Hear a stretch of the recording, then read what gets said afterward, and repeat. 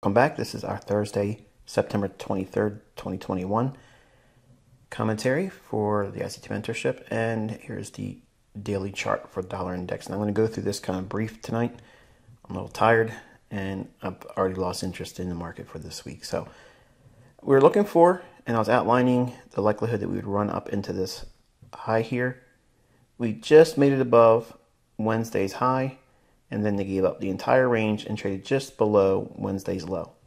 Now, generally, if we have an outside day is any day that trades above the previous day's high and below the previous day's low.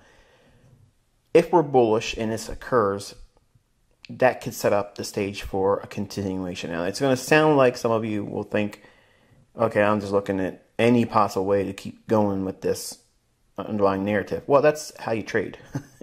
I still think it's likely to go higher. I'm still bullish on dollar. But if it takes out this candle here, then I'm not bullish anymore. But I'm willing to concede that it may need to retrace deeper. I don't want to see it do that, but that's what it may be doing. But now, because we've created an outside day with a down close, those can be bullish days. Now, I learned that from Larry Williams, and I studied it, and yes, it does seem to have some validity. So what would make this possible? Well, think of that like this. We've rallied up. We traded above, so breakout artists that bought a breakout above this high, like we see here, even if they put their stop loss down here, they ran all the way back down to get those individuals, and now they're out. So it also encourages short sellers. It encourages in the people that would see this as a potential reversal. I'm not convinced yet, but because tomorrow's Friday, it's the end of the week, I'm not trying to establish a new position going into the weekend. Okay, so we'll see what we get, obviously, going into Friday's trading and how we close, but I'm still going to hold on to the bullish stance. I just don't have an opinion right now. I just want to see if this outside day with the down close creates a continuation on the upside. Now, because it's Friday, it might not be all that animated. But if we really start to break down, then we may be revisiting this order block, closing some of this imbalance. And again, that's not what I want to see. It doesn't need, in my mind, to come all the way back down into here. To do so weakens the underlying bullishness that I see that's still really possibly there. So for now, still, drawn liquidity still there. Hourly chart, dollar index. You can see we just outside previous high, outside of the old imbalance on the daily chart, and reversal. So again, does this create a willingness to trade higher now? We'll see. I don't think we need to revisit this. I don't think we need to come back down below here. We've taken out the low from Wednesday. So anyone that would have been falling in line with this rally here and chasing it, they've been punished. So we'll see what we get. All right, and here's the 15-minute time frame on dollar index. Very short rally above there. Midnight, New York time, small little fair value gap there, bearish order block. Trades up into it there, and then it shows some willingness to want to drop. Another bearish order block. Hits it there. Nice London setup. I was sleeping. I wasn't paying attention to any of this. Breaks down. Had nice little acceleration in here. Trades right back up into the imbalance. Consolidation. Breaks lower. Fair value gap there. And then takes a tumble for the previous day's low. So again, I don't want to try to make more of it than it really is. I'm not convinced that we reversed. Okay, let's say it that way. I'm certainly willing to concede and say that, okay, it may not do it, but I don't need it to do that. Okay, so let me go back for a moment and state that Wednesday was the day I said that we'd have FOMC, and it was last week I hinted at it. You should have already seen it anyway on your economic calendar. So if I'm looking for my pound of flesh, okay, my opportunity for the week, the 50 to 75 pip, one shot, one kill. Well, you've seen that. Okay, I was able to pull that out, even with all this craziness. And I also prefaced it by saying that I'm not trying to trade every single day. I even mentioned it in the YouTube video that folks outside the mentorship should be warned not to try to push it really hard, because this market is primed for very dangerous volatility and unwelcomed volatility. Okay, I want movement, but it may create a short period of time where it's not safe to be trading. Okay, so that's kind of like what I'm getting at without trying to say it and make it scary. Okay, because I'm not trying to make anything scary here. I want you to respect the level of risk, but if you're able to find something that makes sense with your model that you're developing, or if you start to see things, even in hindsight, that you think it's growing closer to your understanding about what you may evolve into as a trader in that particular model for yourself, don't look at this and say, okay, well, I'm going to go in here and start really going crazy with it and pushing really hard. Because to do that, that would indicate that maybe there's a sense of emotions or psychological draw for you to be reacting and chasing versus doing what it is you should be doing, which is being very sober-minded, nimble, get in, get out, surgical strikes, and not try to overstay your welcome.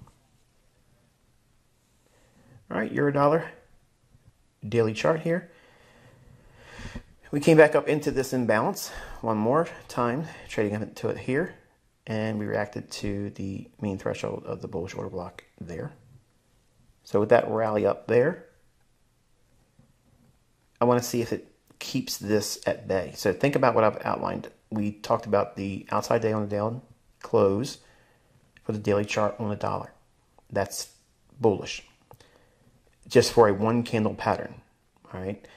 It's only bullish if you have an underlying bullishness anyway. Otherwise, the pattern is of no real interest to me.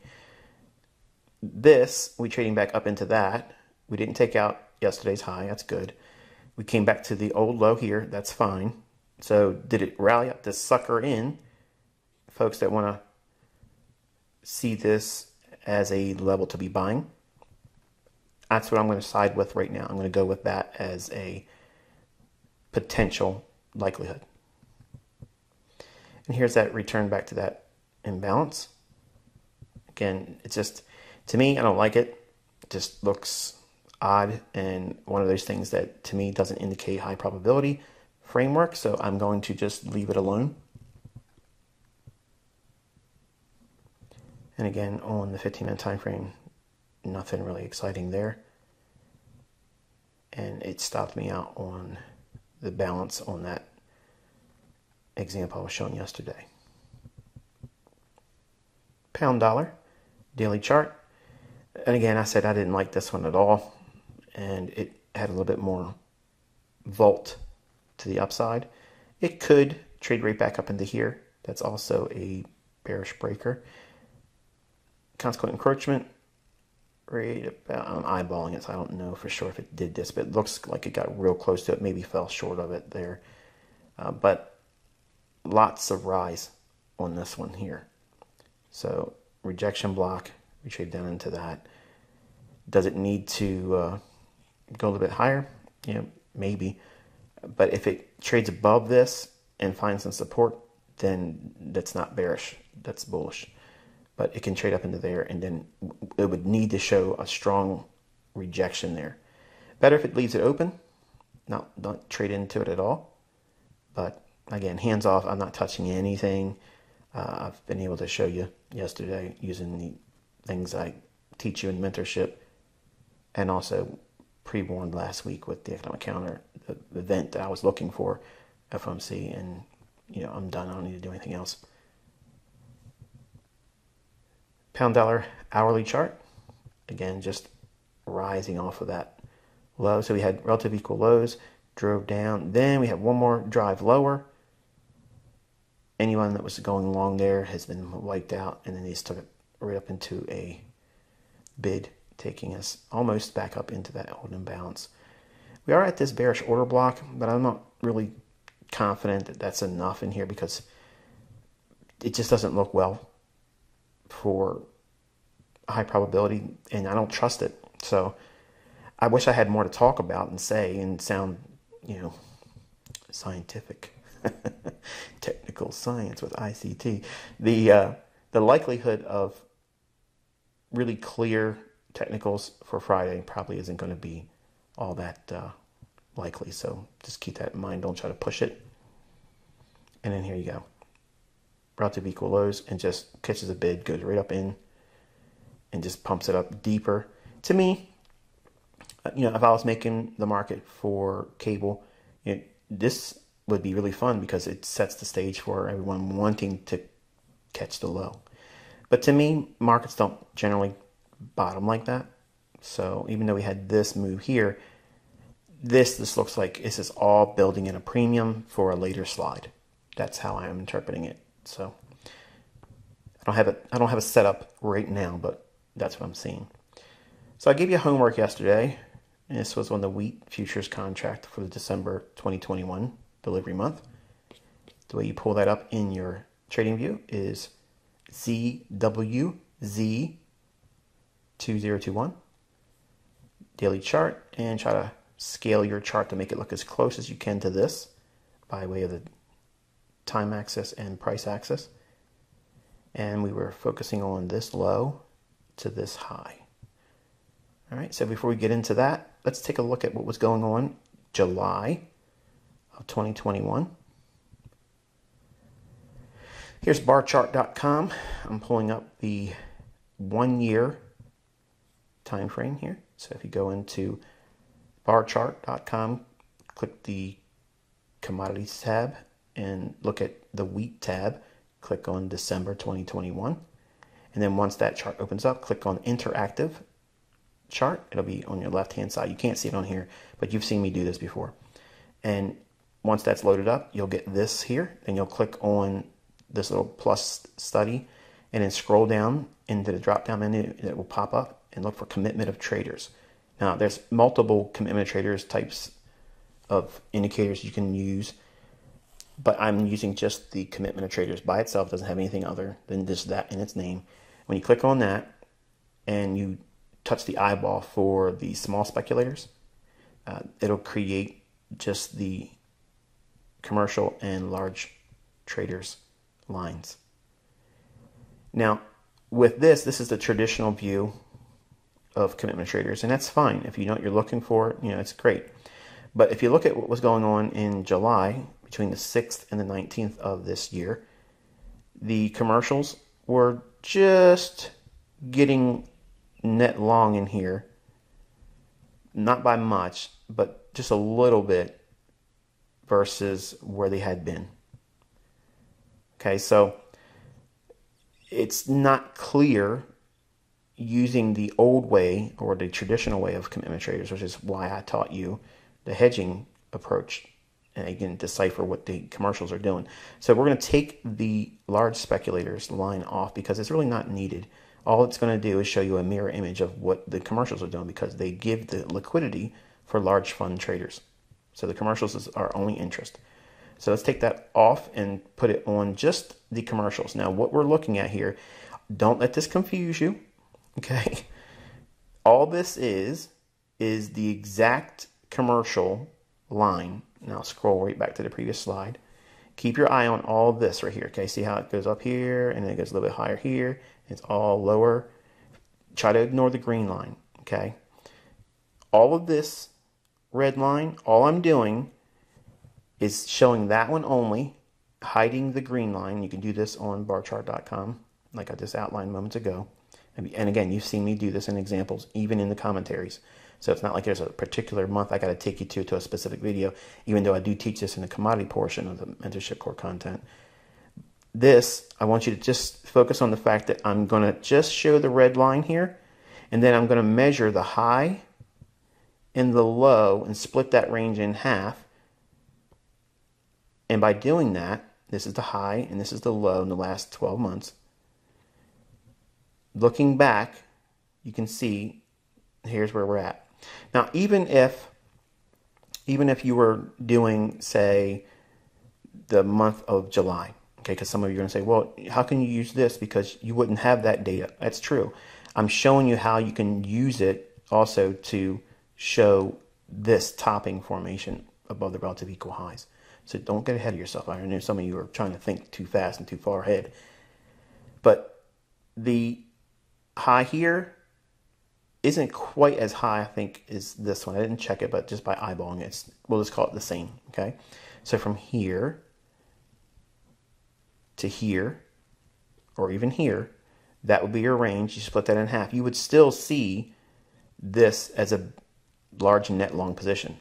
Okay, so I'll leave that for you to test yourself, but I measured this high to this low to give you this measurement for the high, which tops it, which is part of this study, okay, the case study.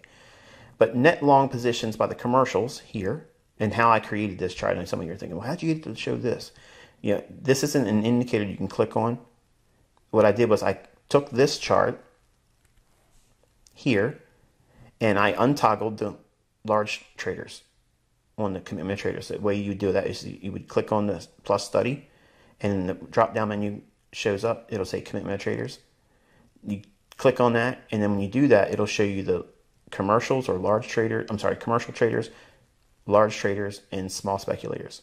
The little eyeball, you would click on the eyeball to hide the ones you want to ignore, not see on your chart, and it would only graph those groups, either all three if you don't touch the eyeball and turn the eyeball off.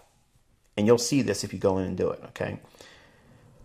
Please don't email me and say, can you show me how to do this? Because I've already done this, and I've already done it in the area of the commodities section. So if you haven't got that far in the core content, it's explained, okay? Just this is some of the things you need to go through and get familiar with these applications, okay? Don't expect me to do every single thing for you, because not only is it's annoying, okay? Because I've already said how to do this even in commentaries, but because you don't take notes and you don't write down how it is you're supposed to go and find this information, you want me to just do it for you. And I'm not going to be doing all of this analysis for you. You need to be able to do this on your own, not be dependent on me. So by turning off the large speculators, it'll just show you the red line here. And when it's just the red line, I just screen captured it, dropped it in MS Paint on my computer, and I drew a line, horizontal line, using this right here before I took the screen capture. I used the Fibonacci from the high of this reading to the low and only highlighted the 50% level. Then took a horizontal line with this part here and dropped it on the 50% level. Then deleted the Fibonacci, which leaves me just the red line with a horizontal line that I now have on the chart, which is not being shown here, okay? So the reading high and the reading low, I already know some of you are going crazy right now. Man, I don't understand what's going on, because you're not listening and you haven't watched the previous teachings where I've done this. But the high and the low is being measured so I can get the 50% level. So it gives me a new zero sum line where it's like above it's bullish, below it's bearish. Okay, so once that occurs, then in MS Paint, if you just drop the little pail, you know, paint pail or paint bucket icon, you click on that, and wherever you choose a color and you drop it in this little area, it'll fill in this area with whatever color you want. I'm just showing you green is bullish, and anything below the line, which is this line here, this horizontal line is what I used with this here. Dropping a horizontal line on the 50% level using the Fibonacci here, okay? It sounds like a whole lot of stuff, but I promise you, if you've been watching my commentaries like you're supposed to, you have seen me do these things before, okay? And I've already explained what this hedging program approach to commitment traders is, okay, and how it's created, and the output is just for you to graphically see this buying opportunity here on the commercials. I do not create this for myself. I just look at the ebb and flow of the line like this. I can see it visually because I can see where we're at here and here, or if it's this high down to the low here or here, I visually get a rough estimation where the midpoint would be, and I see we're net long in here. So I don't need to create it like this. It's just to overemphasize how this is net long by commercials. Okay, so maybe you'll want to do this for your own journaling, and that's great. There's nothing wrong with that. But just be prepared to do all this work to do it. And does it take a lot of time to do it? No, it takes about 3-4 minutes to do it. But the long and short of it is, this is just a graphic to depict heavy net long buying, even though here's the zero line that's normally seen. They don't really go net long until here, whereas it's already over here, the way I interpret it. And they were buying early over here. Now look at these two lows here. Net long here, net long here. Is that somewhere you could be a buyer? Well, you have an imbalance here, and you have an order block there. So between the order block here, this order block, and the imbalance, and we traded down to a discount, and we're taking out relative equal lows. This right here, they're buying early. You can see that here. They're buying more here. And then there's sell stops resting below that. And then drive it lower into the order block, fair value gap. There's where they really dogpile on and buy there. Now, you may not be nimble enough to catch that. No problem. Here's your breaker. And we'll take a look at that now on the TradingView chart. So here is that order block, fair value gap, trades down into the order block, fills in the fair value gap between the 19th and beginning of July, or 6th of July. Heavy net long positions by the commercials. Price starts to rally up. We clear the short-term high. So we have a low, lower low, high in between, up close candle. There's your bullish breaker. We trade down to the bullish breaker. So this short-term level here, when we go into lower time frames, just so you get your bearings, this first rectangle is the order block down here where the commercials are long. This is the bullish breaker, and these two lines that are thinner, this is just a fair value gap, and I'll walk you through it when we get there. But look at the bodies of the candles there. Consequent encroachment. Yes, we have little tails that go a little bit lower than that, but look at that. It's midpoint of that imbalance. Okay, targeting buy-side liquidity, relative equal highs, and boom. That's where the heavy net short position was for the commercials. Okay, let me go back up and show you. That's here in August. Okay, so between August 16th and August 30th, heavy net short positions. They sold heavy to those buy stops. Oh, things are starting to click, aren't they? So here's the buy-side liquidity. Buy stops are traded to, and then heavy selling by the commercials. 16th to the last day of August, heavy net short. All right, 4-hour chart. Here's the order block where the heavy net long position by the commercials was established. And then here's that bullish breaker. And here is the breaker on an hourly chart, the last two up close candles. Draw that out as a rectangle. You can see how we came down and accumulated that. Hit the low end, just a little bit past, that's fine. Rallied, took out some buy side here, consolidated, and then rallied into the high, creating that heavy net short position by commercials at the end of August.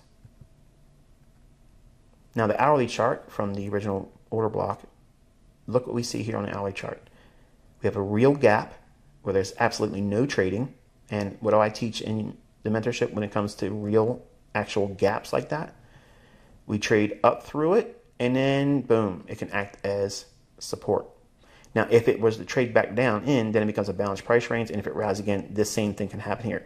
But gaps can always act like this. So this premium high, they're accumulating there, and it rallies. Trade through for the buy side. We have a real gap again here. Trades back down in, leaves a portion of that open, rallies up again. Moving forward a little bit, this is that bullish breaker, not the original order block where the commercials were heavy net long. This is the bullish breaker on the hourly chart. We trade down into that, I'm zoomed in, and then we rallied up. Now we see the fair value gap on the daily chart. Remember I told you there would be thinner lines? That is the fair value gap on the daily chart shown on the hourly chart. So we have 1, 2, 3 times, or 3 drives higher, and then it breaks down, takes some sell side out. So we're trading inside of that fair value gap here. But let's take a closer look inside of this range here and see what is more telling about what it is likely to reach for. Here's that fair value gap, premium high, discount low, And in between those two levels, look closely, you'll see our good friend, the volume imbalance. There you go, right there. So all I'm highlighting is the high, which is the opening of this candle, and the low, the volume imbalance, which is the close of this candle. So the close of this candle and the opening of this candle, that's the volume imbalance. There's no bodies being represented between those two price points. Yes, there's a small little tail there, but that is a volume imbalance. And extend that out in time. Now again, this is wheat, okay? This is a grain market. Look what it does. Boom, hammers it perfectly. Hammers it perfectly. Respects the high end of it here. Premium high and discount low. Folks, listen. You just don't see that in technical analysis books. It just doesn't exist. Okay? So with this coupled with the bullish stance on wheat, and we're inside of a daily fair value gap, each time it trades down here, you could be accumulating long positions. And look what they've been building here. Buy sell liquidity pool, and market rallies up, finds the top end here, accumulates all through there, and then sends it higher aggressively. This is that old high, that level right here, that old high, the relative equal highs where the buy sell liquidity pool is. It runs through there on a shallow basis. It starts to pull back, institutional order flow entry drill, and then slams it through. All right, so that was your homework for wheat. You probably have things on your 15-minute time frame. That's fine. But for grain markets, I'm not all that excited about anything less than an hourly chart. The homework assignment for tonight, for Friday's review, will be the E-mini S&P again. We're looking at the December contract. Again, that contract, this chart can be pulled up through TradingView with the symbol ESZ2021. Make sure it's the December contract for 2021. Because you may type that in wrong. I'm not saying that that shouldn't take you, because it obviously would, but you might put in a wrong number or something and give you something different. So I want you to take a look at this low here and where we're at here on this high. All right. What framework is between this dealing range low and this dealing range high? What was the catalyst that sent the market from here to here? Okay, and we'll review that tomorrow. And until I talk to you then, be safe.